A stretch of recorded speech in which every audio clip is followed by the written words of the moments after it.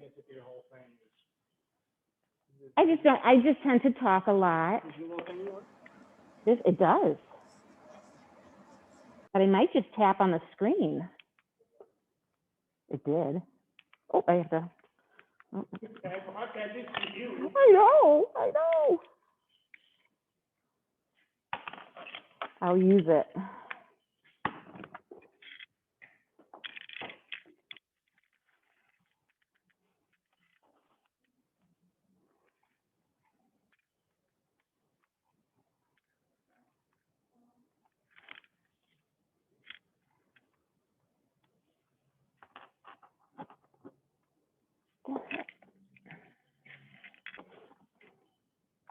Oh, that's the one. I don't have enough. I don't have enough things.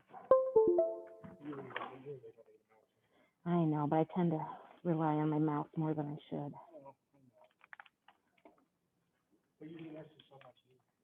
I know.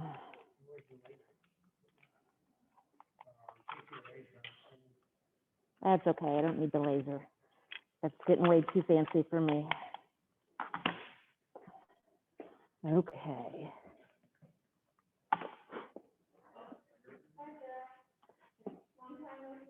Hi, come on in.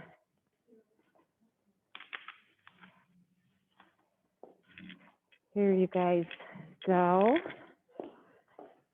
Thank you. There you go. Oh, you know what? I wrote Jake. I was thinking of, never mind. You're Jack. You're not Jake. I don't think Jake is coming. Huh?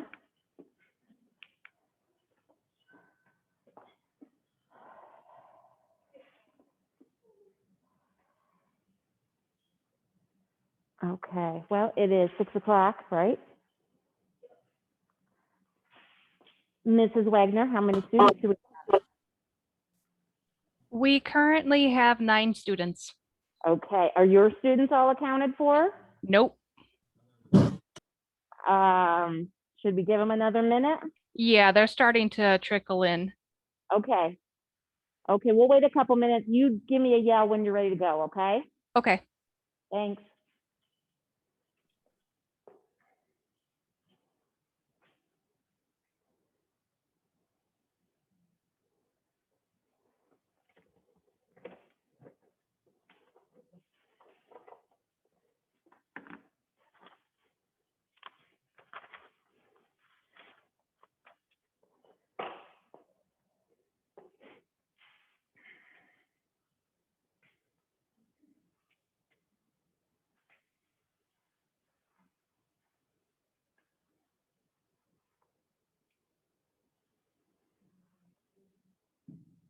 Who was that? Oh, Riley? Oh, it could have been either, yeah. I forgot we had 2.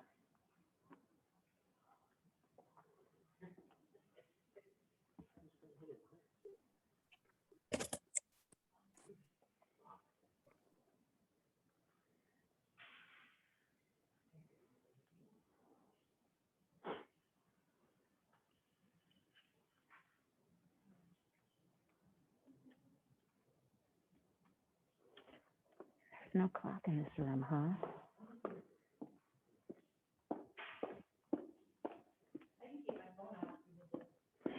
I probably can't see it from there anyway. It's okay. I was looking to see. All right. I'll be good, but I might ask you what time it is as we're going along.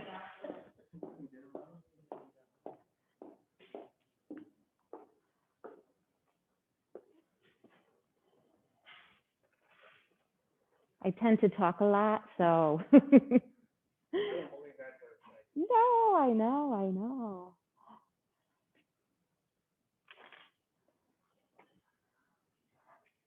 I'm going to try and turn on the closed captioning one more time and see if we have any luck.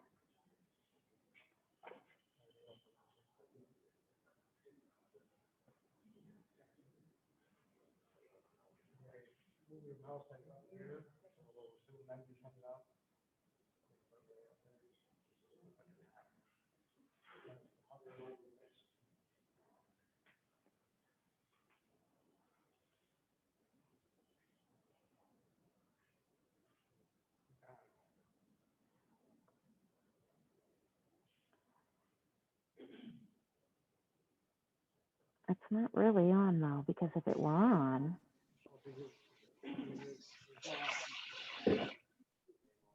yeah. All right, welcome you guys. We're just gonna wait a couple more minutes. We're expecting a few more students to log in. So, Right now, there are 12 students in the room. awesome.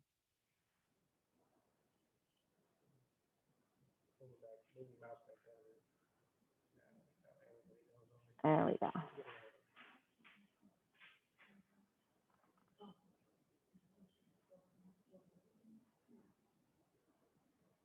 Yeah, with the closed captioning, what's this?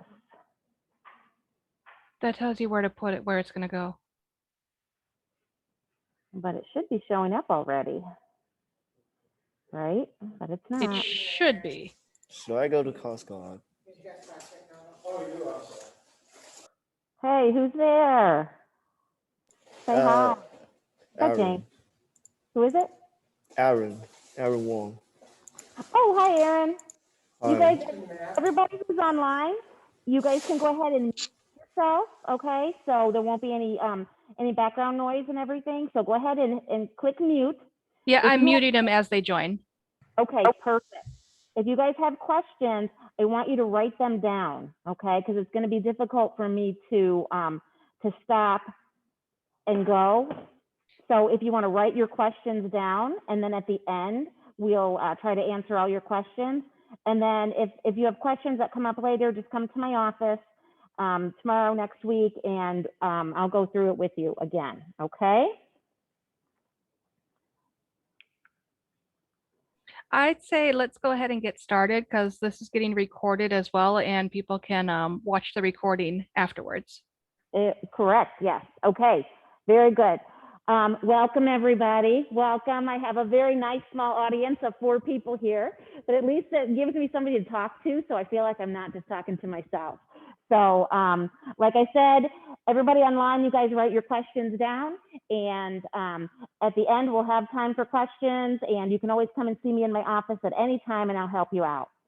St. Bede Academy College Night presentation for the class of 2022, actually. I forgot to change that. But you know who you are. I knew I'd find a mistake in here. All right. It is important for you guys to know that every one of our students, every St. Bede student can get into a 4-year college if that's what you want to do, okay? The 4-year college that you are accepted by is going to be determined by your student performance and what you've done in high school since your freshman year. So you can all get into a 4-year college. It may not be the one you want, but there is a 4-year college out there for every one of you, okay? How do I prepare for college? All right, there's a timeline. The people in the audience, my audience here, the green copy, that is your timeline that tells you what to do from freshman year through senior year, okay? And here it is on the screen. Can you guys see that, Mrs. Wagner? Yes, we can see it. Okay, there's your timeline. So any of you that are 9th and 10th graders, tells you what you should be doing. 11th and 12th graders, you just go through that. There's quite a bit there, but it really does spell out everything that you need. So you will know exactly what you need to do and when. Okay, now, oh no.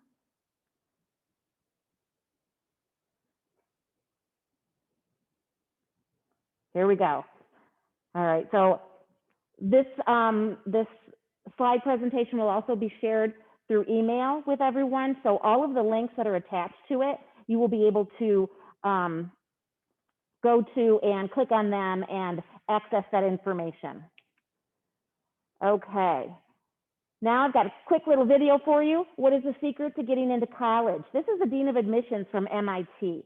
And let's listen to what he has to say. The secret of getting into college. So one of the things I often hear from students is that, or one of the questions that many students will ask is, what is the secret to being admitted to college, these selective college, where we have a lot of applicants and we choose a small number of students? there must be a secret, and that all they need to do is figure out what that secret is and do it, and then that will open up admission for these students. And the reality is that there is no secret, and in fact, the best thing that any student can do for themselves is to figure out what they like to do and do those things with as much energy and enthusiasm as they can, and not to focus on what the colleges themselves are looking at, or what they think the colleges themselves are looking at. Okay, there's no magic secret to this.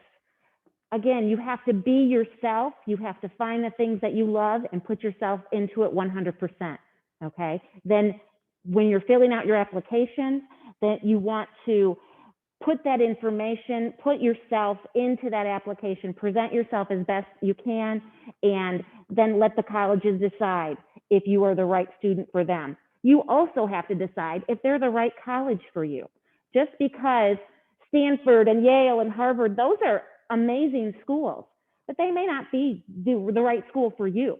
All right. You have to interview these schools the same way they're interviewing you. And you have to see, is this a school I'm going to be comfortable at? Is this where I want to be? Are they offering the programs and providing the support that I'm looking for?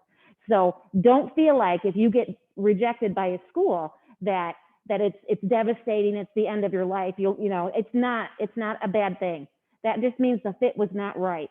There is the right school out there for you. You just have to keep looking, and you have to do your research. Okay. Some of the things that colleges are looking at: your academics, your involvement, and your leadership opportunities. At St. Bede, we offer 40 or more different clubs, activities, sports. Click on the link in this PowerPoint when I email it to you, and it'll show you all the different activities that there are to be involved in. So juniors, hopefully you've already been involved in things. I know that most of you have. Now this year, because of COVID, things are a little bit different.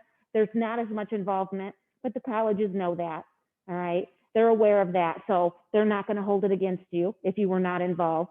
I think at our school at St. Bede, since we've been in session, we've had a lot more opportunity to be involved in things and to do that safely. So I think that you guys as St. Bede students are going to be a step ahead. You're going to be a little bit above the rest of the students because we've been in person and you've had that opportunity. So, so this is what they're looking for, all right? And again, it needs to start from your freshman year on, that you start getting involved in things. Where should I apply? Good question. I hear that from students all the time. And I don't know where you need to apply. You need to think about what you want to do. Where do you want to go? Again, start gathering your information, start reflecting on who you are and what you're looking for, do your research, and that's going to help you to choose the college that's right for you. The process is very personal. So the right college for one student is not going to be the right college for another student. There is no one perfect college. There is no one college that's going to make you a success.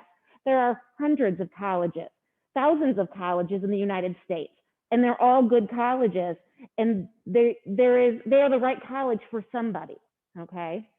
It may not be the right college for you, Jack, but it could be the right college for Aaron, all right? So you have to decide, who are you, what are you looking for, and then again, do your research, get out there and see those colleges and figure out what's right for you. Make a list of what's important. Do you want to start at a 2-year school or a 4-year school? What area of the country do you want to be in? Do you want to be at a big school? Do you want to be at a small school? All of that is very important when you're picking your school. So again, I'm not going to read all these slides to you. There's a lot of words on here. I did this so you can go back and look at it later. And for students who are not here and listening, they can go back and read this. All right, but you have to really take a look and think about, what are you looking for? Where are you going to be comfortable living for the next 4 years? All right. How do you do your college research? There are several ways that you can do that.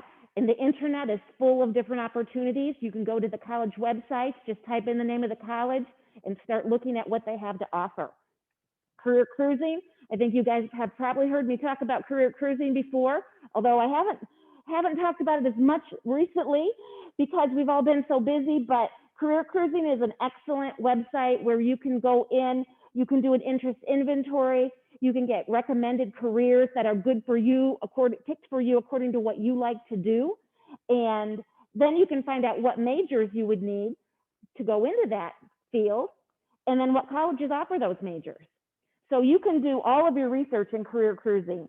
It's very easy to use, and it's a lot of fun, and it's interesting. So take a look at career cruising. Big Future by the College Board, that's another program. It's similar, where you can go in and do interest inventories, search for colleges and majors and careers and so on. And then at the bottom, the Cyber Guide of College Resources. This is a really nice resource that was put together by area counselors. I think it was spearheaded by the counselors at Mendota High School, and they shared it with schools around the country. And there are lots of resources, virtual resources, that have become available since everybody's been shut down with COVID. Everything's gone online, college visits, interviews, all kinds of things. So if you click on that link at the bottom there, it'll take you to lots of resources, lots of information that we didn't have access to online before.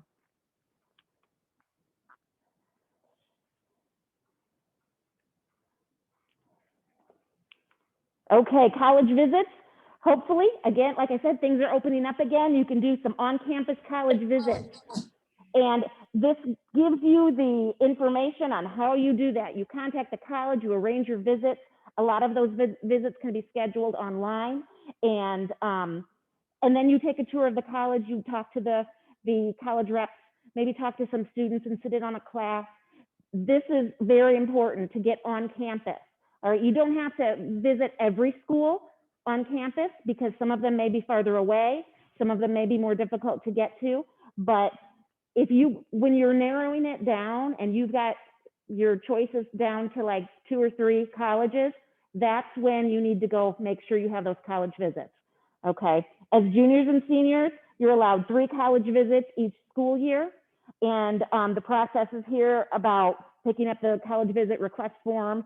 You need to give us at least 3 days notice, and your teachers, and the forms can be found at the link there. All right, so you want to make sure you follow that process so we know where you're at when you're not at school. Now, if you go on a college visit on a weekend or over a holiday or the summer, you don't have to get permission or turn in the college request visit form. That's just so we know where you're at when you don't show up for school that day, okay?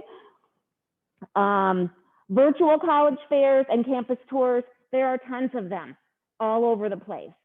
You guys as students can visit more colleges than ever before, because you can do it right from your living room. You can do it right from your bedroom if you want. So there's several links here, and you just, again, need to get on those links and start looking for the college fairs, start reading about the different colleges and getting some information. Start collecting your information. And it's okay to go to do a virtual college visit for a college that you've never heard of, or maybe even one that you don't even think you're interested in, all right? Because the more you hear from different colleges, the more information you're going to have that will help you to eliminate the colleges you don't like, to maybe add some new colleges onto your list that you had never thought of before.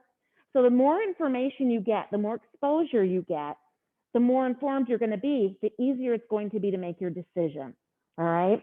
So go ahead and sign up for the virtual college visit next Wednesday. Next Wednesday, University of Massachusetts Amherst is doing a virtual college visit with St. Bede. It's in the evening.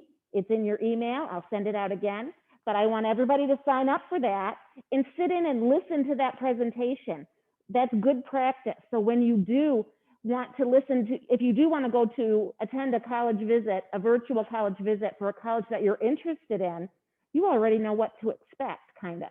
All right. You don't want to have that big school that you really want to go to. You don't want that one to be the first visit that you have. You want to have some practice. All right. So tune in to those colleges, even if you don't think you're interested. You might hear something that you like. You might just be reassured that, no, that's not the college for me. But at least you've had that experience in talking with the college rep and listening to their presentations and asking questions. And then when you go into the college visit that is really important to you, you might be a little bit more comfortable and know what to expect. There are all different types of colleges: public, private, for-profit, not-for-profit, 4-year, 2-year, liberal arts, universities, tons of different colleges, all different sizes, all different focus. If you click on the link at the top, you will get a description of all of these colleges. And again, the more information you get, the more you will be able to decide which college is right for you. All right, so I want you to take a look at those when you have some time, when you go back and get this link emailed to you, get this PowerPoint emailed to you, then you click on the links and you can do some more research. How many colleges do you apply to? No more than 6 to 10. If you've done your research and you've narrowed down your list, you shouldn't need to apply for any more than that. You don't want to apply to 1 or 2 schools. Don't limit yourself too much, but you also don't want to apply to 20 schools. There's a lot more to it than just filling out the application. There are essays, there are deposits, there are test scores and transcripts that you have to send, a lot of information to submit. The more colleges that you apply to, the more work you're going to have. I've had students say, oh, I'm going to apply to this college, it's free, there's no application fee. Well, don't waste your time if you know it's a college that you don't want to go to, because your time is precious as a senior. You've got lots of things going on. We're going to be having homecoming. We're going to be having lots of fun things in the fall when you're supposed to be doing your college applications. So don't waste your time if you know it's not a college that you want to go, don't want to go to. All right. Let's see, which 6 to 10? All right, at least 1 or 2 should be a safety school. That means that you're positioned in the upper 25% of the incoming class according to your ACT or SAT and your grade point average. If you go onto the website and in Career Cruising, that's a good place to find that information for the colleges. So you have at least 1 or 2 safety schools. So if all else falls through, then you know you're going to go get into those colleges. At 4 or 5 match schools, that means you're positioned in the top 50% of the incoming freshman class. And again, you'll get that information with the test scores and the grade point average on the website and on the Career Cruising page. I also have a couple books in my office. People don't look at the research books lately, but I have a couple really nice research books from the Princeton Review and the College Board that have all that information in there. Sometimes it's hard to find that information about the colleges because they don't want to limit themselves and say we're only going to accept students, you know, in this range. They want students that maybe don't meet their minimum requirements. It's okay to apply to those colleges because you might get in. Their cutoff lines, their range is not hard and fast where if you don't get a specific grade point average or a specific test score, you absolutely will not get in. That's not the way it is. They look at your test scores, they look at your grades, but they also look at your activities, everything you've done. They look at you as a person, your letters of recommendation, your essays. That's how they decide. So there are students who may not have the test scores that they would like to have and may not have the grade point average that they would like to have, but that doesn't mean they won't get in, all right? If you don't apply, you definitely won't get in. So it's not gonna hurt. If it's a school that you've always dreamed of, go ahead and send in that application and see what happens. And that would be your stretch school where you're positioned in the bottom 25% of the incoming freshman class. You wanna have at least 1 or 2 of those. But again, don't do too many because it's a lot of work and you don't want to spread yourself too thin. You want to be able to make sure you're doing a good job on your applications and your essays, and don't waste your time. Do your research, narrow down your list so you know these are the schools that you want to apply to. Okay. If you can't imagine yourself living in that town, Teresa, in that city, Mrs. Bernabei, I hate to interrupt you. Can everybody hear us? I'm getting a message from some of the students that they cannot hear anything. I can hear you. Aaron Okay. can. Okay, thank you. Okay. Okay, so I forget what I was saying, but I'm sure I'm done here. Like I said, I talk a lot sometimes. The colleges know where else you've applied. When you're filling out your Fafsa, which every domestic student needs to fill out, international students are not eligible to fill out the Fafsa, but you're filling out the Fafsa, you enter all of the colleges where you're applying on that Fafsa. that information from the Fafsa will go to the colleges. The colleges will see where else you've applied. They'll know what their competition is. If you have a good range of schools, then they may offer you more money. If they want you to come to their school, they'll see, well, you've applied to these 3 colleges. Those colleges are similar to our college. We want you to come to our college. So we might give you a little extra. All right. It's a game that the colleges will play, and you just kind of have to play along with them and do the best you can.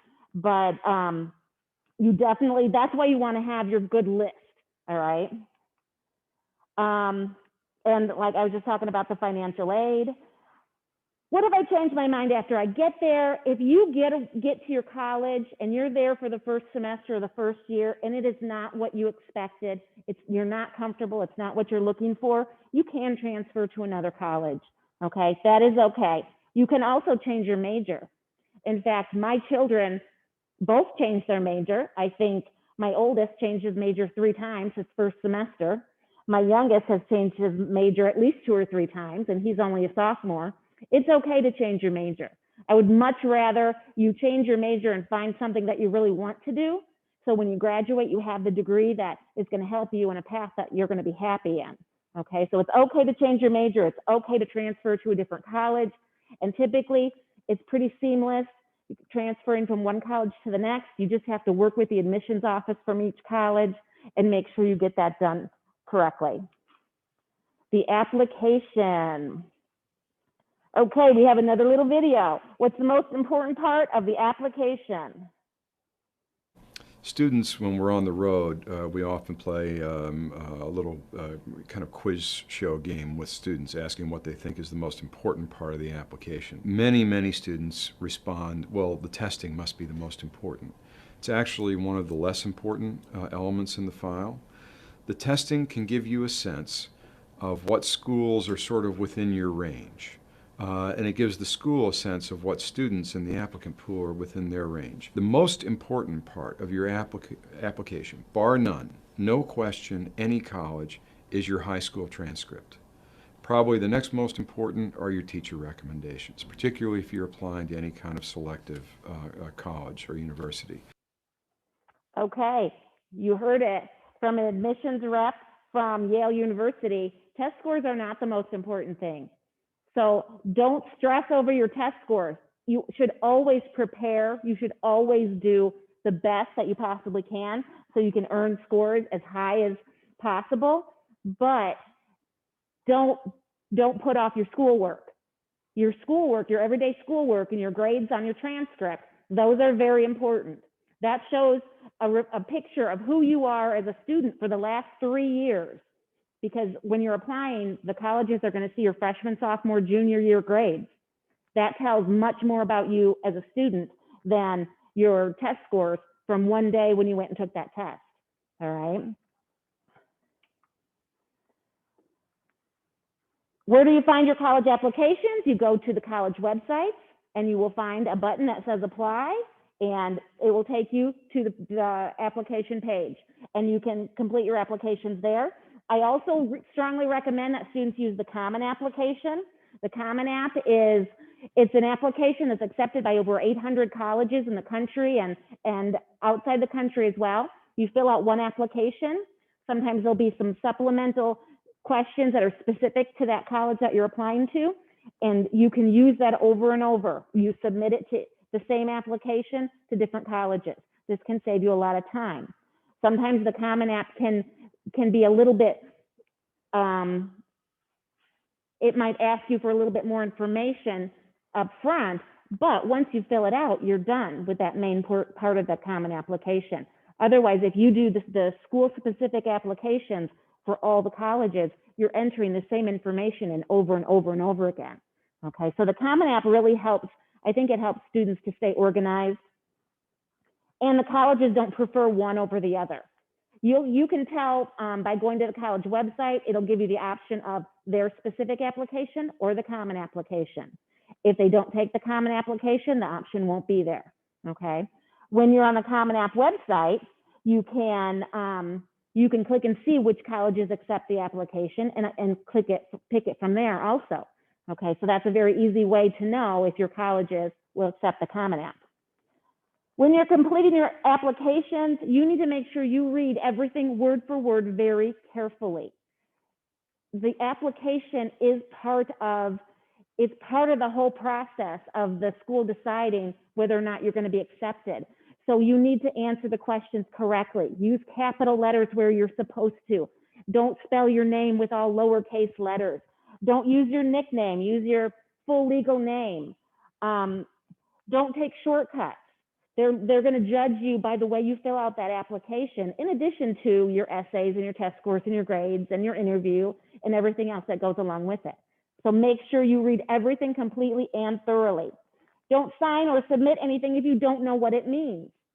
If you can't find an explanation of what it means on the website or in the application, come to see me and I will help you figure that out. All right. And then don't hesitate to call the college admissions office and or the counselor that's assigned to you at each college and ask questions. That's the person. The counselor, every college has a counselor that's assigned to a specific region, area, and high school. The college counselors that come to our school that you remember last year were outside the lunchroom. You would see them as you're going in and out to lunch. Those are the college reps that are helping to make the decisions on your applications. So hopefully we'll get that back next year. They'll be able to come and make in-person visits again. Then you can stop and talk to that person, make an impression, tell them your name, take their business card, send them an email. I really enjoyed our conversation. Give them a call and ask them questions when you have them. That's the person that will be involved in making the decision on whether or not you're going to be accepted into that college. Okay, so if you could make an impression, a good impression, then that can be beneficial. All the colleges, even the ones that don't come and visit, all have a college rep that's assigned to our high school. That means that one person is going to deal with any student in our school that's applying. Even if they don't come to visit, you can reach out and email them and call them on the phone and again, make that impression. Try to build a relationship, especially if it's a college you really want to go to. All right, they're there to help you. They're there to look for students and to recruit students. So use them to your advantage and don't be afraid of them. The more questions you ask, the better that rep is going to, the better impression you're going to leave with that college rep. I always tell students, the smartest students ask the most questions. All right, if you've ever been in honors classes, then you know those students in honors classes, they are asking questions over and over and over because they want to know, they want to learn. So asking questions doesn't mean that you're dumb. It means that you're smart. Okay, it means that you're very smart. So don't ever be afraid to ask questions, especially when you're going through this college application process. Okay, more information about the Common App. Just a couple things. You can create your account now and start filling in your application, and then it will save your information that you enter now when they roll over to the new year and you're a senior, and that it will save your information and it will still be there. You can log in to the new application and you will have already had a head start. You can see the essay questions already and you can start thinking about those essays. All right, so you can all go home tonight and start filling out your Common App for next year. The Ferpa and Recommender Agreement, that's going to be a part of every application. What that means is that you are going to waive your rights to see the letters of recommendation and any of the information that the school or your recommender sends to the college. I strongly recommend that you click yes, I waive my rights to see that information. What that tells the college is that you're confident that you're going to get a good recommendation from the school and you don't need to see it. And the college knows that I'm writing a letter not to impress you, but to impress the college. All right. So I strongly recommend that you waive your rights to see that information. And no one's going to write anything bad about you. Okay. We are all here. We want to see you graduate and go on and, you know, fulfill your life's dreams. And we're not going to stand in the way. Even if you might have had some struggles while you were in high school, and maybe you were a little stinker in one way or another, that doesn't matter. We are not going to do anything. We're not going to put anything in that letter that's going to hurt you. So don't worry about that, okay? So you can all be very comfortable in clicking yes, I waive my rights. And click on help. When you're in the Common App especially, in all the applications, there will always be a help button that will give you instructions on how to answer those questions and how to fill out that information. So make sure you do that. Make sure you click on that. Sometimes people will just come to me immediately and I'll say, well, did you click there? No. And they click on it and it explains it. It's very clear. Okay. So don't be afraid. I want you to come ask me questions, but first click on that help button. And because I'm pretty sure you could figure out most of it yourself, save yourself a lot of time. Okay. All right. More information about the Common App. The answers to all these questions are right at that link, and click on it and read it all later. Lots of terms you need to know. Regular decision, rolling admission, early action, early decision, restrictive early action, deferred admission, open admission, wait list. Those are all terms that you are going to encounter during your application process. Okay, the admission deadlines are going to be different for every college. Many of them have a November 1st deadline, but not all of them. Many of them will have a December 1st deadline, but not all of them. Some of them will have an early admission deadline of maybe October 1st or October 15th. It seems to be getting earlier every year. So you need to make sure that you are reading that information because it could be a little bit different for every college. The application deadlines will all be different. Every college works independently and they have their own rules and their own expectations and their own deadlines. So you need to make sure that you're reading that information.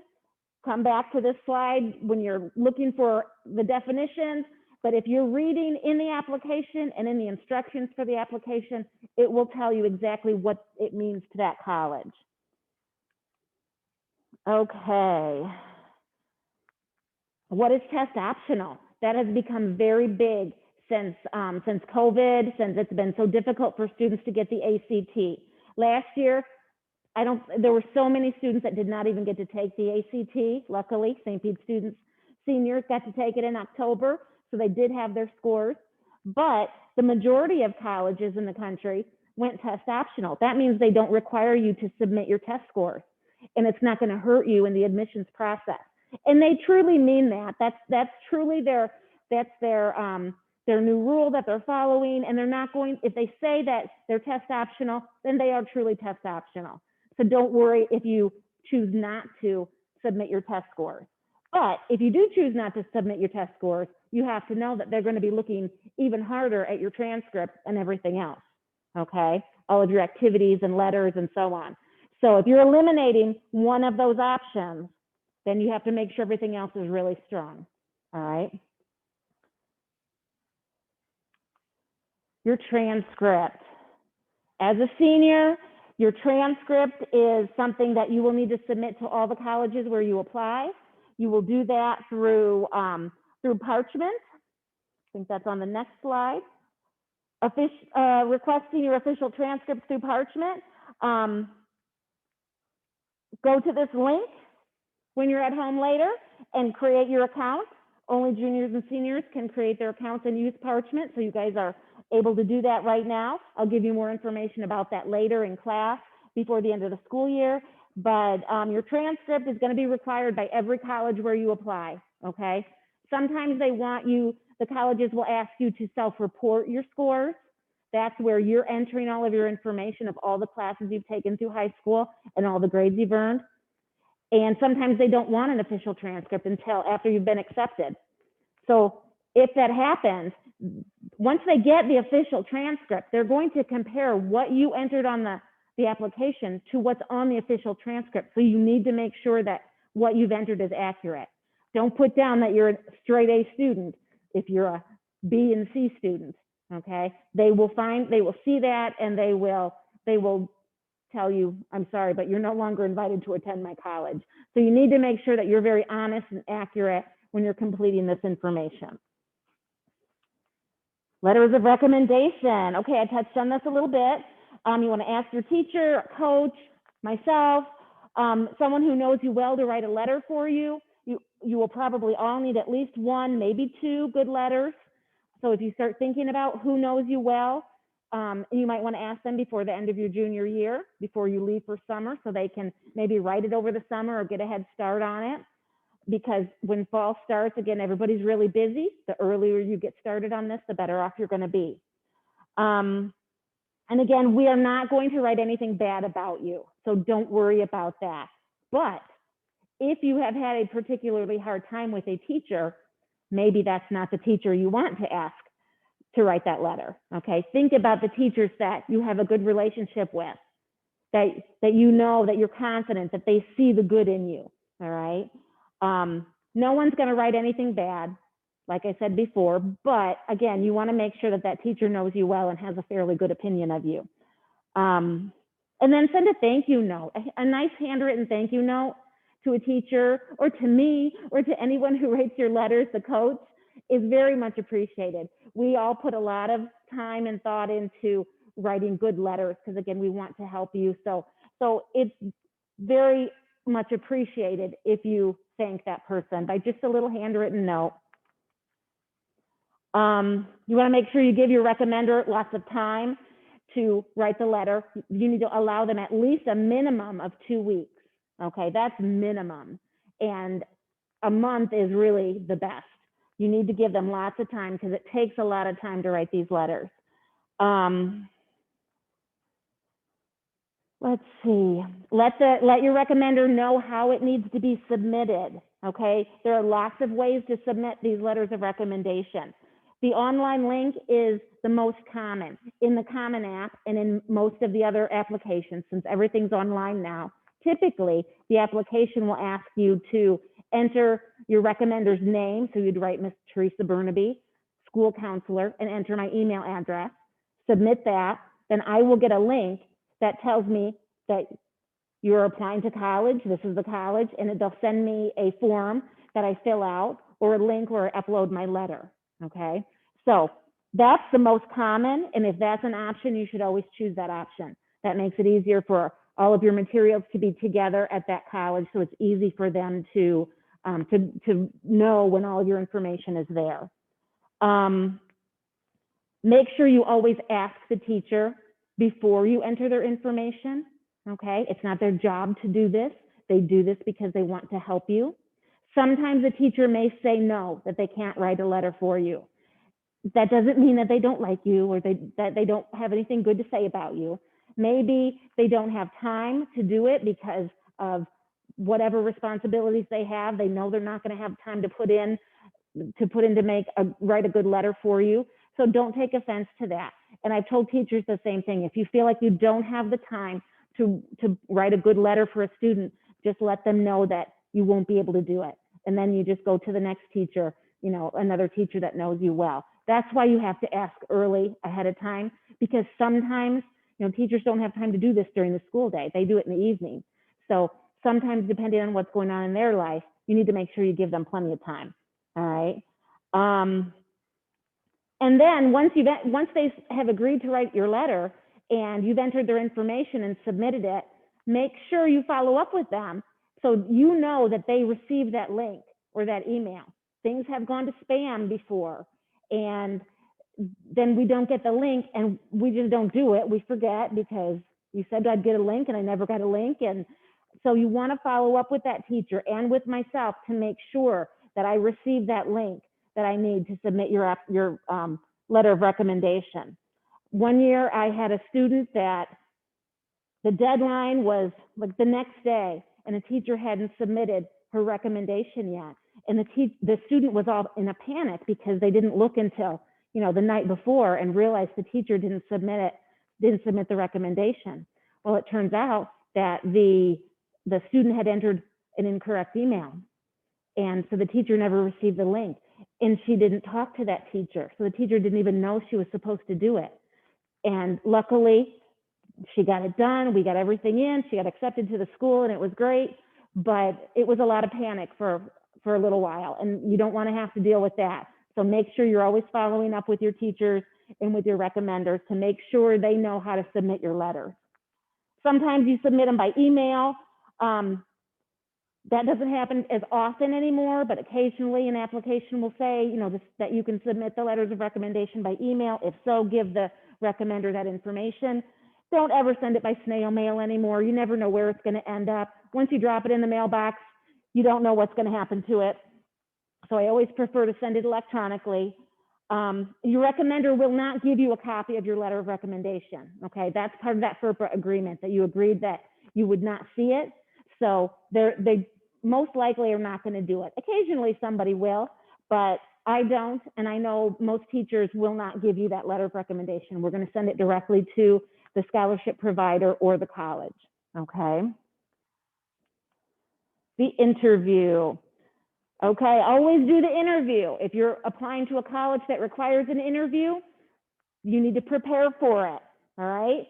Get ready, do some research, prepare yourself, practice with a friend or with a teacher or with your parents, but you wanna be prepared for it. If an interview is optional, always do the interview, okay? As long as you're prepared, you'll go and make a good impression. That's a good thing, that's gonna help you. So if it's optional, always do it. Here are some examples, you can read those later, about questions you might be asked, some questions that you want to ask during the interview, because you don't want to just go and answer questions. You want to have a conversation. You want to be able to ask them questions as well.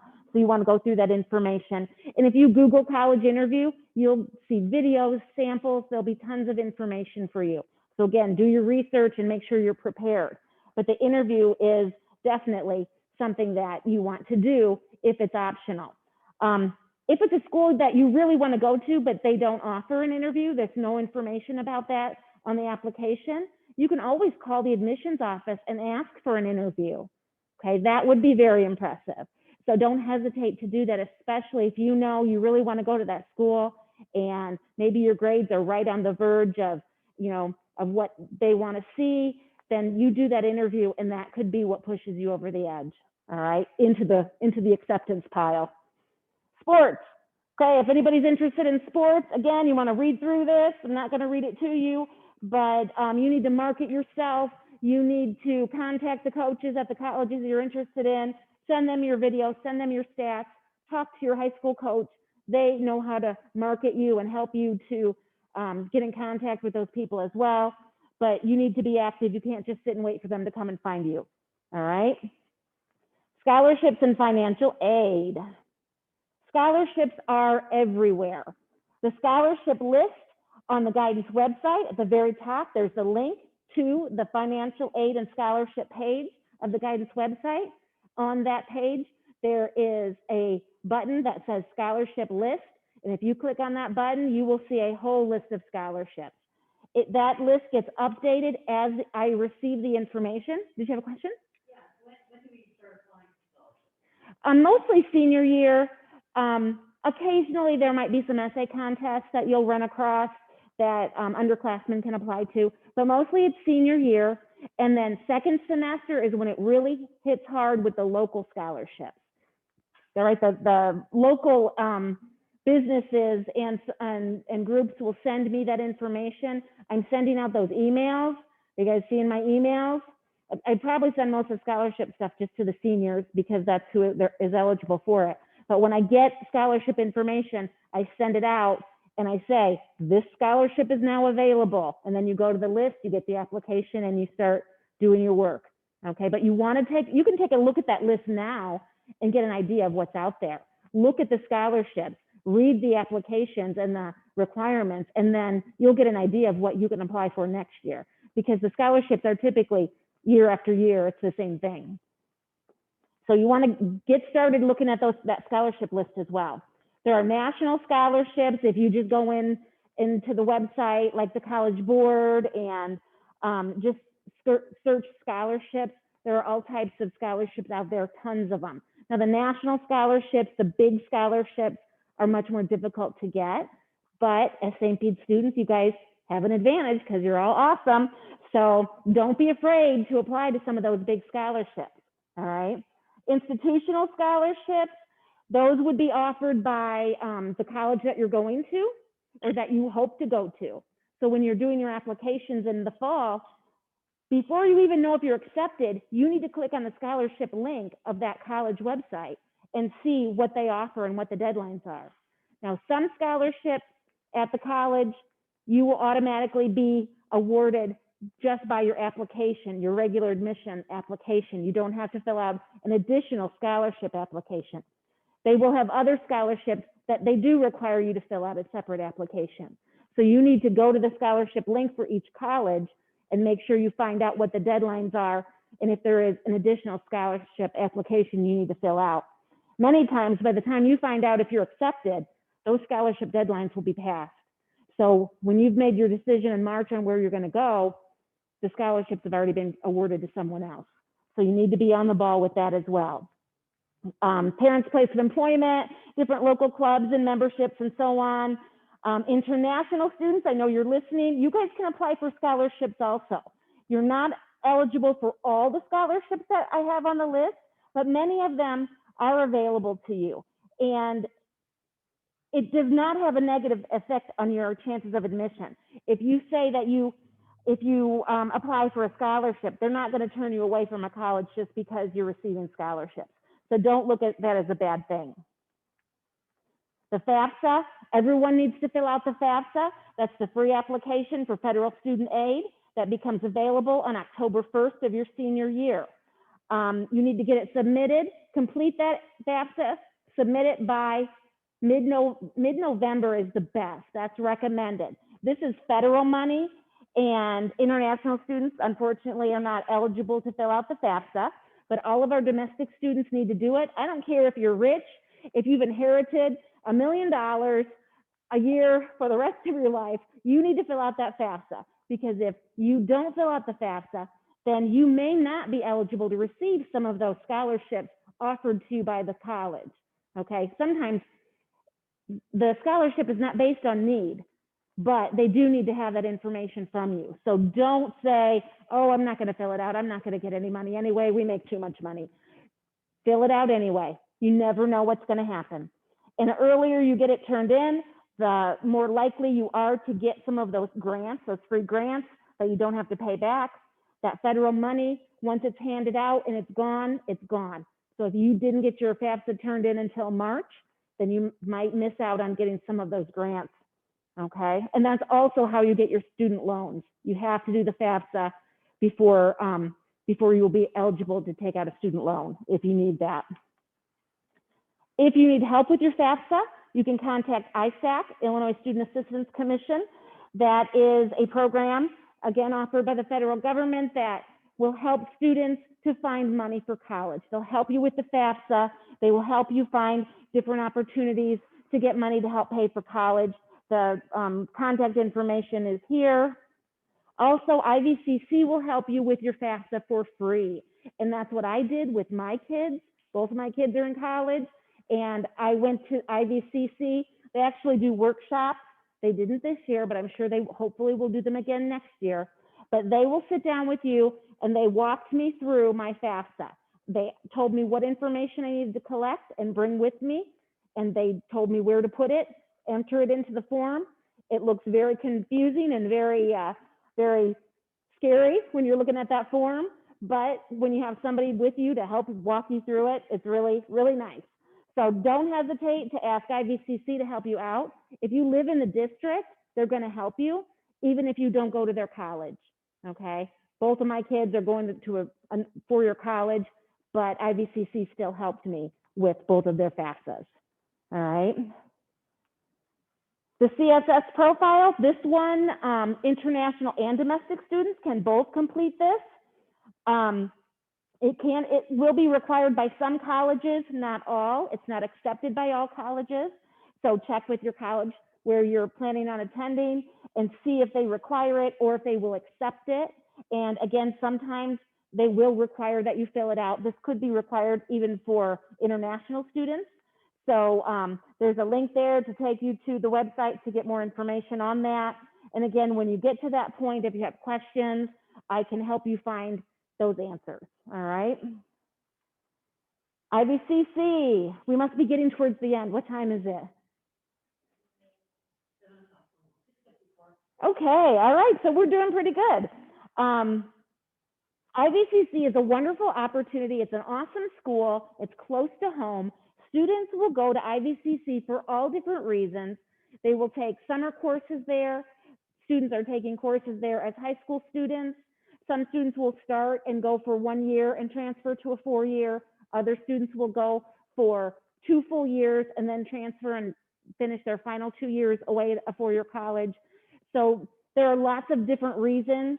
It's not just because they couldn't get into a 4-year college. Mostly it's because they want to save money. The cost of college has gone through the roof since I was in college. It's unbelievably expensive. So by going to IVCC, you're saving yourself a lot of money. So don't ever look down on someone or feel bad about yourself, because I hear it all the time. They're like, oh, I'm just going to IVCC. And you're making a good choice if you go there, because again, if for no other reason, you're just saving a lot of money. So don't hesitate to look into IVCC. I strongly recommend that every senior send their final transcript to IVCC at the end of the senior year, and also complete the application online. You don't have to pick classes. You don't have to go there as a freshman. But then if you decide to go there the following summer and take a summer class, they've already got your information. It's much easier to sign up for classes. So like I said, I strongly recommend that everyone submit that information at the end of their senior year. This is just some information, a sample of their timeline for IVCC. We'll have a new one for next year. Every year, they have lots of opportunities, enrollment steps, tells you exactly what to do to enroll, things to remember. Make sure you check your school and personal email every day, twice a day, I recommend, because as a senior, especially if you are not checking your email, you're going to miss all that information about scholarships. You're going to miss the information about things that are happening in the school. Your personal email is important, because when you're applying for colleges, that's the email you're going to put on your college application, is your personal email. These colleges will communicate with you exclusively through email for the majority of the time during this process of application. If you're not reading those emails and you're not checking, you're going to miss a deadline. You're going to miss some important information. So make sure you check your email and you read your email, okay? And I strongly recommend that you learn to keep organized and create folders in your email account. If you apply to Northwestern, you create a Northwestern folder. Everything you get from that college, you put into that folder. Then you look at it. You might not need it now, but maybe in a month, you're going to be like, oh, I think I got an email about that. Go to the folder and you'll be able to find it. Okay, so you have to keep organized. Again, you're going to be getting lots of information. There's going to be lots of forms to submit, lots of deadlines. You need to try and keep yourself as organized as possible, and trying to locate those emails is going to be very important. All right. Don't procrastinate, get started as soon as possible. I like to see students set a deadline of Halloween. Have all of your college applications submitted by Halloween. All right. If you decide later then in December, oh, I think I want to add this college and apply here, then you can do that. That's good, but at least you know you have the majority of your applications submitted and you can relax a little bit. And then don't be afraid to call the college admissions office. Don't be afraid to come and see me. Come to see me, okay? I'm always there and I will help you. And many times I will pick up the phone and call the college directly when you come in with the question. If it's something I don't know, I'm not going to guess. I'm going to call the college and we'll figure it out, okay?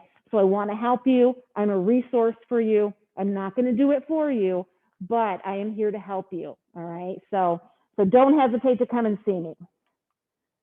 And the guidance website, the link is at the top. All this fun and helpful information is on the website, and you can click on it. And again, there's probably more information than you ever needed or thought you would need. So don't hesitate to go on there and find what find some interesting things to look for. On the college and career tab, there are several different links that you can click on to do those interest inventories and do that college research that you need to do. And that's it. That's the end. Did we do this in 1 hour? Awesome. That does not ever happen. All right. Do you guys have any questions here?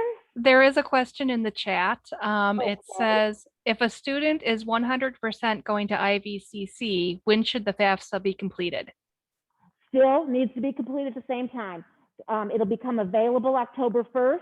and you need to get it submitted as soon as possible, by mid-November at the latest. Also for IVCC, they have a scholarship application that will become available in December. You need to make sure you fill that out because it's one application, and the last several years, almost every student that applied for a scholarship through the IVCC application received at least $500. So you need to make sure you get that filled out and submitted also, and that'll become available in December.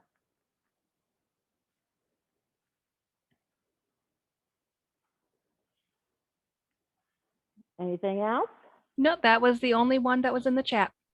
The only one. Okay, you guys online, anybody have any questions? Is anybody still there? Yeah, we still have 19 students or parents, Awesome. 19 people in the room. Cool. Awesome, you guys. This is the biggest crowd I've had in a long time. All right. Well, if you don't have any questions, then you are free to log off.